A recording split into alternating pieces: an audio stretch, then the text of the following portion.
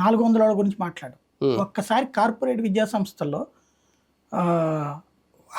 ఎంతమంది అసలు total appear అయ్యారు, వాళ్ళల్లో ఈ మార్కులు వచ్చిన వాళ్ళు ఎంతమంది, ఈ మార్కులు వచ్చిన వాళ్ళు ఎంతమంది అనేది కనుక్కోండి.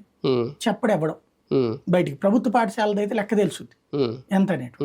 కాబట్టి ఇక్కడ బేసిక్గా ఒక్కసారిగా ఆ నాలెడ్జ్ రావడం అనేది కష్టం. అది దశల వారీగా జరుగుతుంది. జగన్ వచ్చిన తర్వాత 2వ ఏడు 3వ ఏడు నుంచి ఓ పక్కన 4 school IB syllabus last year పెట్టారు. ఒక్క రోజులో ఏం మారిపోతుంది?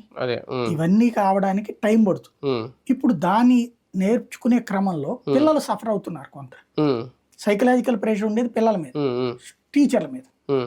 దానికి పరిష్కారం ఓ రకంగా చెప్పాలంటే మంత్రిగా చేయగలిగేది ఏం లేదు, కానీ దానికి ఏదైనా అనుసంధాన వ్యవస్థలు ఏర్పాటు చేయడం ఇట్లాంటిది ఏదైనా చేయాలి.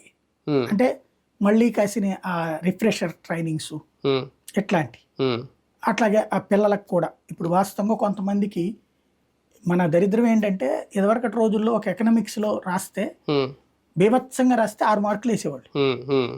మనం ఇంటర్మీడియట్లో చదివారు. ఇవాళ రోజున 10కి 10 వేసేస్తున్నారు అక్కడ కూడా.